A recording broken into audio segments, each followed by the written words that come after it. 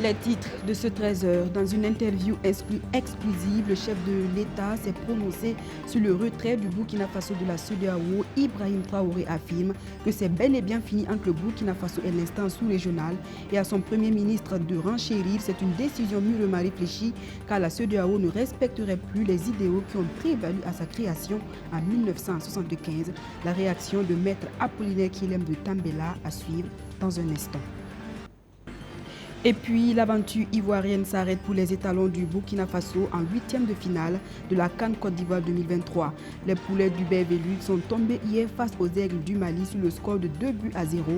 De 2-1, des erreurs défensives ont coûté cher aux 11 nationales. Le rêve de soulever le trophée de cette 34e édition de la CAN s'arrête donc là. Vous entendrez les joueurs et le sélectionneur national dans ce journal. Vous êtes bien au journal de la mi-journée sur BF1. Merci de nous suivre.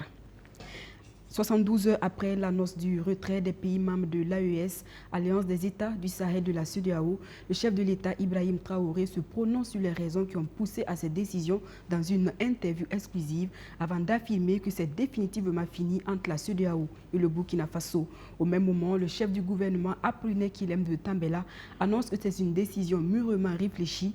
L'instance sous-régionale ne respecterait plus les idéaux de ses pères fondateurs et du panafricanisme. Ce retrait ne sera pas sans conséquence sur l'économie du Burkina Faso, du Mali et du Niger, mais les dirigeants des pays de l'AES ont déjà une vision pour faire face aux difficultés. On écoute le Premier ministre Apollinaire Kilem de Tambela. Il s'exprime à l'issue d'un conseil de cabinet élargi tenu hier à Ouagadougou. C'est une décision mûrement réfléchie dans les trois pays et nous savons qu'elle ne sera pas sans conséquence sur nos États et leurs économies. Nous restons cependant fermes parce que nous sommes convaincus qu'au sein de l'AES, nous pouvons créer un espace économique viable, résilient et à l'écoute des vraies aspirations de nos populations. Bientôt une décennie que les trois pays font face à des bandes de criminels soutenus, financés et équipés par leurs partenaires. Et cela dans l'indifférence de certains pays voisins et des organisations sous-régionales, dont la CEDEAO. Après 49 ans de fonctionnement, nous constatons avec regret et amertume que la CEDEAO a dévié de sa mission et s'est radicalement éloignée des idéaux de ses pères fondateurs et du panafricanisme. L'organisation communautaire n'a pas réussi à bâtir cette CEDEAO des peuples, tant espérée par nos populations. Elle s'est transformée en un instrument technocratique qui a fini par s'éloigner des aspirations légitimes des populations de notre espace communautaire. Pour s'en convaincre, nous avons tous noté l'indifférence de la CEDEAO face au massacre de nos vaillantes populations, à la crise humanitaire qui frappe nos concitoyens et aux multiples tentatives de déstabilisation de nos États respectifs. Face à une telle situation, nous ne pouvions faire autrement que de nous assumer en quittant cette organisation qui ne satisfait plus nos attentes. J'invite les Burkinabés de l'intérieur et de la diaspora à s'armer de courage et à renforcer la résilience dont ils font déjà preuve. Aucun sacrifice n'est de trop quand il s'agit véritablement de notre souveraineté et de notre liberté. Et c'est sans surprise, comme il fallait s'y attendre, la coordination des organisations de la société civile applaudit le divorce entre la CEDEAO et les pays de l'AES. En conférence de presse ce mercredi, ce regroupement de soutien indéfectible du capitaine Ibrahim Traoré a réaffirmé sa disponibilité à affronter les conséquences qui peuvent résulter de cette décision de quitter la CEDEAO. Les précisions de Stéphanie Ouattara et Abdourazak Traoré. Des ronds-points et carrefours des grandes villes à une salle confortable, la lutte se mène partout pour les soutiens indéfectibles du capitaine Ibrahim Traoré. Aujourd'hui, le chef de l'État burkinabé n'est pas le seul héros. Abdourahmane Tiani du Niger et Assimi Goïta du Mali sont applaudis. Plus de 48 heures après avoir claqué la porte de la CEDEAO, les pays de l'AES, l'Alliance des États du Sahel, bénéficient du soutien ferme de la coordination des organisations de la société civile du Burkina. La décision aurait même traîné. Pour la décision courageuse et historique de se retirer purement et simplement de la CEDEAO. Amadou Kourouma disait Quand on refuse, on dit non.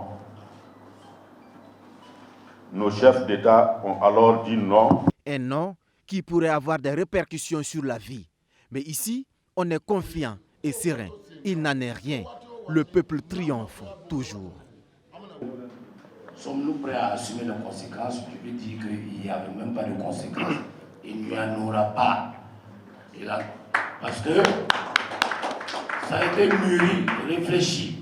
Et je pense même qu'on s'affranchit. On est en train de partir vers notre liberté, vers une liberté et vers une réorganisation pour vraiment mieux nous assumer et sortir sous le joug même de ce dictat. Dès que nous allons, il y aura forcément des conséquences.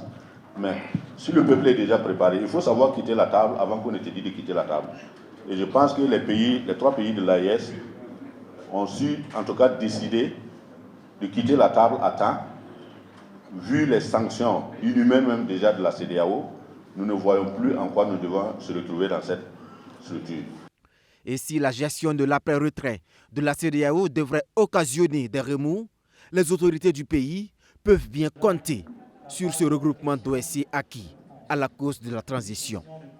La jeunesse est au pouvoir, donc les 2 tiers des populations sont jeunes et ils vont sortir pour contrecarrer quoi que ce soit. Donc rassurez-vous que celui qui va s'aventurer à vouloir entraver l'évolution de cette transition va trouver le peuple burkinabé en tout cas en face. Et pour être concret dans la défense de leur engagement, les membres de la coordination des organisations de la société civile du Burkina annoncent des actions à venir pour assurer le service après-vente de la décision des 3 pays de quitter l'institution sous-régionale. La remise du rapport d'activité annuel de l'ASE-LC au chef de l'État est une obligation légale, un devoir respecté donc ce 30 janvier 2024 par le contrôleur général d'État par intérim de l'ASE-LC, Hubert Milogo, qui a été reçu en audience par le capitaine Ibrahim Traoré, lui a donc présenté ce rapport dans lequel sont consignées les missions menées par l'institution en 2022 au niveau des ministères et les audits et déclarations d'intérêt et de patrimoine entre autres.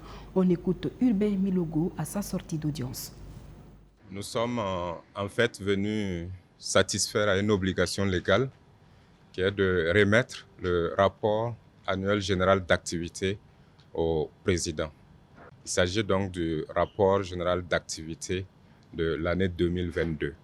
Dans le rapport, vous aurez dans un premier temps les moyens qui ont été mis à la disposition de l'ASE pour mener l'ASE-LC pour mener ses missions. Mais vous aurez aussi les missions que nous avons eu à faire au niveau des ministères, les investigations, les activités de prévention, de suivi des recommandations, d'audit et des déclarations d'intérêt et de patrimoine que nous avons eu à mener au cours de l'année 2022. Donc c'est le bilan, synthèse de cela qui est contenu dans le rapport. Dans l'univers de l'aviation au Burkina Faso, il faut désormais compter sur Kangala Air Express, une nouvelle compagnie aérienne privée qui fait son entrée dans le milieu. Elle entend pour un début desservir les villes intérieures comme Gawa, Fadangourma ou Dori avant d'étendre ses services à long terme dans la sous-région. Les aéronefs de cette société qui voit le jour dans un contexte où la compagnie nationale Air Burkina bat de l'aile ont effectué leur premier pas sur le tarmac de l'aéroport international de Ouagadougou sous le regard de Archimède Boy. Kangala Air Express fait ses premiers pas sur le tarmac de l'aéroport international de Ouagadougou. Cette nouvelle compagnie burkinabé veut assurer la desserte des villes de l'intérieur du pays, comme Dori, Gawa et Fadangourma, entre autres. Et pour réussir ce pari, elle s'est donné les moyens, selon son premier responsable. En termes d'acquisition, Kangala Air Express dispose d'une flotte composée d'un jet privé Gulfstream G4 composé de 12 places pour les vols charter, de 2 ATR que vous pouvez voir sur l'esplanade, 72 500 pour les vols commerciaux. De plus, d'autres acquisitions sont en cours, notamment un hélicoptère Augusta 139, des avions Beechcraft 1900D pour les vols internes au Burkina Faso. Ces appareils viennent à point nommé, soutient le ministre en charge des Transports Roland Somda, surtout dans ce contexte où la compagnie nationale Air Burkina bat de l'aile faute d'aéronefs. Ah oui, bien sûr, puisque ce sont des aéronefs en plus avec d'autres dessertes. Nous voyons que la compagnie Air Burkina fait de son mieux, mais avec une flotte très réduite. Je crois que dans une bonne synergie d'action et de collaboration, les deux peuvent se compléter afin d'offrir un transport rassurant et de sécurité à tous ceux qui voudront utiliser ce moyen de transport. En perspective, Kangala Air Express annonce à court terme l'acquisition d'un Boeing et compte desservir les capitales de l'AES, Bamako, Niamey et Ouagadougou, et à long terme, Dubaï, aux Émirats arabes unis. Place à présent aux échos de la CAN Côte d'Ivoire 2023 après cette virgule.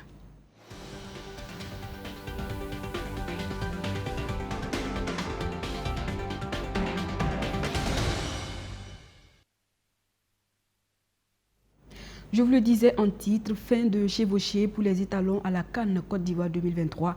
Les poulains d'Hubert Velud sont tombés hier face aux Aigles du Mali. Les Aigles du Mali qui ont maîtrisé le match de bout en bout arrachent ainsi leur ticket pour les quarts de finale. Ils affronteront les éléphants de la Côte d'Ivoire samedi prochain au stade de la Paix de Bouaké. Mais en attendant ce derby ouest-africain, le sélectionneur national revient sur la prestation de ses joueurs et son avenir avec le 11 national dans ce reportage de notre envoyé spécial en Côte d'Ivoire, Luc Pacbelgem. Les griffes des Aigles du Mali ont eu raison des sabots des étalons du Burkina Faso en huitième de finale de la Coupe d'Afrique des Nations en Côte d'Ivoire. Au stade Amadou Gon Coulibaly de Korogo, le Burkina Faso s'est résigné rapidement. Un autogol de son défenseur, si sûr, a refroidi les ardeurs. Oui, pour nous, ce soir, c'était une grosse déception, une grosse désillusion même, je dirais. La première mi-temps, on a été méconnaissable. Méconnaissable et bon, voilà, à tous les niveaux, absent dans les duels, en retard dans tous les temps de jeu. On prend un but au bout de 2-3 minutes de jeu. Un match comme ça, il y a un problème quand même de concentration, je pense, au début du match. Bon, première mi-temps, je pense que même je pense qu'on aurait pu avoir un score plus lourd à la mi-temps. Les étalons ont galopé difficilement pour terminer la première période. On les croyait revenir plus conquérants, mais ce garçon, Lassine Sinayoko, élu homme du match, va leur planter un autre but matinal en début de seconde période. On a pris trop de buts. Offensivement, on a fait ce qu'on avait à faire pratiquement. Avec les blessés, c'était pas simple non plus, mais c'est sûr que pour aller plus loin, il faut être beaucoup plus rigoureux défensivement, c'est une évidence. La prestation des joueurs de Hubert Velud connaît une courbe descendante depuis le début de la CAN, quand les adversaires, eux, montaient leur niveau. 4 matchs, 1 victoire, 1 nul, 2 défaites avec 6 buts encaissés, 4 inscrits dont 3 sur pénalty. Le bilan est maigre et on se demande quel est l'avenir du sélectionneur français à la tête de cette équipe nationale. Écoutez, là ça fait 10 minutes qu'on a fini le match. On va déjà essayer de digérer tout ça, que tout ça se pose, je dirais. Bon après, je pense ce qu'il faut regarder aujourd'hui, c'est le bilan global. Depuis 20 mois, il y a eu des très bonnes choses, il y en a eu des moins bonnes, c'est vrai. Aujourd'hui, ça fait partie des moins bonnes choses, c'est évident, mais bon, on verra par rapport à ça. Le Burkina Faso ne fait pas mieux qu'à la précédente CAN où elle avait terminé 4e, avec des regrets également. C'est la première fois que les étalons sortent à ce stade de la compétition. D'habitude, ils quittaient très tôt la CAN dès le premier tour, où ils y restaient jusqu'à la fin, comme en 1998, en 2013, en 2017 et en 2022. Le Mali n'a pas volé sa victoire et mieux, les Aigles ont survolé le jeu, laissant au sol des étalons sans combativité. Et oui, Luc Pabelgem, ces étalons sans combativité cloués au sol ont pu finalement se relever. Ils ont répondu aux questions de notre reporter Arsène Konditamde. Les maîtres mots après leur prestation ou des erreurs défensives leur ont coûté leur place en quart de finale. C'est bien déception et regret. On écoute quelques joueurs burkinabés. Oui, bien sûr, il y a beaucoup de regrets. Et on est très déçus. Je pense qu'il a manqué ce petit truc. On a poussé jusqu'à la fin et il manquait ce petit but pour aller chercher. Je pense que d'ailleurs il marque, mais il y avait une position de hors-jeu. Et voilà, à la fin on a tout donné, mais je pense que le Mali était un peu plus meilleur que nous aujourd'hui, il faut le reconnaître. Et voilà, cette défaite et cette élimination va nous servir de leçon. Et voilà, il va falloir se remettre en question à tous les niveaux et pour pouvoir bien revenir et répondre aux attentes de tous les Burkinabés. Le premier mi-temps, c'était pas du tout là, ça. Deuxième mi-temps, on a essayé de faire quelque chose. On a pu marquer avec un penalty. On était un peu plus dangereux, mais dommage qu'on n'a pas marqué le deuxième but. Un but hors jeu. On a continué à presser, mais non, rien. Vous êtes déçu, hein? Ouais, très déçu, c'est normal. 5 cannes, c'est quelque chose de très grand, tu vois. Donc, ouais. C'est le foot, hein. Donc le Burkina est une bonne équipe. Donc je pense que nous tous on est venus, c'était pour un objectif concret. Donc je peux dire qu'ils n'ont pas mérité aussi. Donc c'est le football. Donc ce que je peux dire seulement c'est les encourager et pour donner le maximum. Donc cette année, l'objectif aussi du Mali, je pense que l'objectif du Mali c'est toujours d'aller chercher la coupe. Donc je pense qu'on est sur le chemin et on va tout faire pour amener la coupe au Mali, Inch'Allah. Bon, l'adversaire, ils ont bien joué. C'est une très bonne équipe. On le savait que le match ne va pas être facile. Donc on est resté debout, on a essayé de concentrer du début jusqu'à la fin. Ce qui a été la clé de ce match, on a été concentré. On a été concentré du début jusqu'à la fin, même si on a eu un peu de difficultés. C'est ça qui a fait qu'on a gagné le match. On va toujours préparer le match contre la Côte d'Ivoire. On est déjà prêt, on est prêt mentalement, physiquement on est prêt. C'est qu'on a dit, même les erreurs qu'on a fait aujourd'hui, on va essayer de corriger ça pour pouvoir préparer le match contre la Côte d'Ivoire. Les étalons, vous venez de l'entendre, n'ont pas pu répondre aux attentes du peuple burkinabé. Pourtant, depuis Ouagadougou, la mobilisation de soutien aux 11 nationales était au rendez-vous. Les prières pour une victoire aussi, malgré le premier but encaissé à la 3e minute, les supporters, vous allez le voir, y ont cru jusqu'au coup de sifflet final. Abdou Aziz Sarré a suivi le match avec le président de la Ligue islamique pour la paix au Faso. D'abord, une prière avant le début du match. Le président de la Ligue islamique pour la paix au Faso et ses frères implorent le Seigneur pour que le Burkina Faso sorte victorieux de ce derby de l'AES. Vive les étalons, vive les étalons, vive les étalons, vive les étalons. Mali-Burkina Faso, l'arbitre donne le coup d'envoi. 3 minutes de jeu. Le Mali mène déjà 1-0. Il a voulu sauver et il a mis le ballon.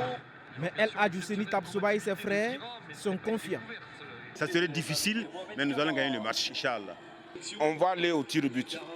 Ce serait dur, mais nous serons qualifiés. Grâce à nos ancêtres, nos grands-papas qui sont là, on a tous prié que les étalons gagnent. Le match se poursuit et les occasions se multiplient pour les Maliens aux grandes dames des étalons. 1-0 à la pause. La famille Tabsoba souhaite que les étalons reviennent au score en seconde période avec d'autres intentions. Mais je pense qu'avec tout ce qui vont se dire dans les vestiaires, je pense que la seconde mi-temps va être meilleure par rapport à la première mi-temps. Parce que vous savez, le football, c'est comme ça. Hein? Vous pouvez gagner la première mi-temps et puis perdre la deuxième mi-temps. Il a placé son pied gauche. Dès l'entame de la seconde période, les Maliens prennent encore le ballon, développent le jeu et inscrivent un second but. Le 120 au score, 2 buts d'avance désormais, 2-0 pour le Mali. La mission s'annonce complexe pour l'équipe burkinabé. 54e minute, sur une offensive de Mohamed Konaté, le Mali concède un penalty. Bertrand Traoré, sans trembler, transforme. 2-1, toujours en faveur du Mali. L'espoir renaît. 90e minute, sur un coup franc, Dayo égalise, mais malheureusement en position d'hors-jeu. Les 8 minutes de temps additionnel ne changeront rien. Pour la famille Tabsoba et les quelques membres de la Ligue islamique pour la paix au Faso, c'est l'AES qui gagne ce soir. Mais on aurait voulu quand même gagner ce match-là pour continuer la compétition. Mais heureusement, ce sont nos frères qui ont gagné. Ça veut dire qu'on sera toujours derrière le Mali, en tout cas pour la poursuite de la compétition. Ils nous ont gagné, donc on leur souhaite bonne chance pour le reste de la compétition. Le Mali va affronter en quart de finale la République de Côte d'Ivoire le samedi prochain. Sous-estimer peut-être le pouvoir offensif des Maliens.